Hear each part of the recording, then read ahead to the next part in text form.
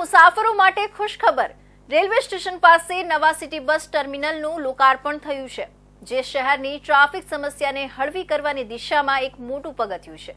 ગૃહ રાજ્યમંત્રી હર્ષ સંઘવીના હસ્તે આધુનિક બસ ટર્મિનલનું ઉદ્ઘાટન કરવામાં આવ્યું હતું, જે મલ્ટી મોડલ ટ્રાન્ઝિટ હબ તરીકે કાર્ય કરશે।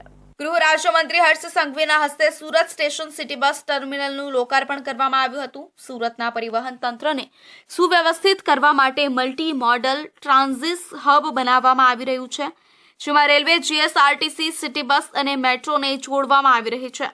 સુરત શહેર રેલવે સ્ટેશન પર રોજના 20,000 કરતાં વધારે પ્રવાસી મુસાફરી કરે છે, જેના ભાગરૂપે રેલવે સ્ટેશન પાસે નવું સિટી બસ ટર્મિનલ બનાવવામાં આવ્યું છે। રેલવે સ્ટેશન પાસેથી 26 રૂટની મનપાની 353 સિટી બસ દોડી રહી છે, એટલે કે દરરોજની 4,500 ટ્રીપ આ બસો દ્વારા સંકરવામાં આવે છે।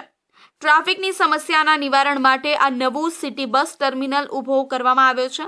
આ ટર્મિનલ સવારે 4 વાગ્યાથી શરૂ થશે અને રાત્રે 12 વાગ્યા સુધી કાર્યરત રહેશે। એશિયામાં સૌથી ઝડપથી વિકસતું શહેર તરીકે ઓળખાય છે।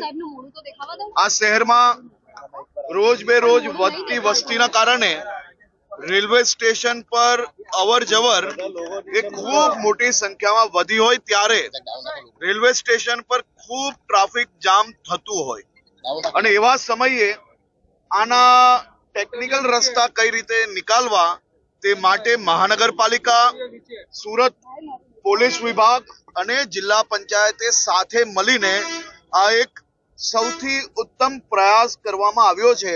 સુરતના મુસાફરો માટે પરિવહન વ્યવસ્થાને વધુ આરામદાયક બનાવશે। સુરત શહેરમાં યાત્રી પરિવહન વ્યવસ્થામાં એક મોટા સુધારાની શરૂઆત થઈ છે।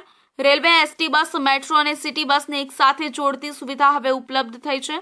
આ નવું ટર્મિનલ મુસાફરો માટે વધુ આરામદાયક અને સુવિધાસભર હશે। સાથે જ સુરક્ષા, ડિજિટલ ટિકિટ અને ટ્રાફિક વ્યવસ્થાને વધુ દુરસ્ત બનાવતી નવી ટેકનોલોજી પણ અમલમાં મૂકવામાં આવી છે।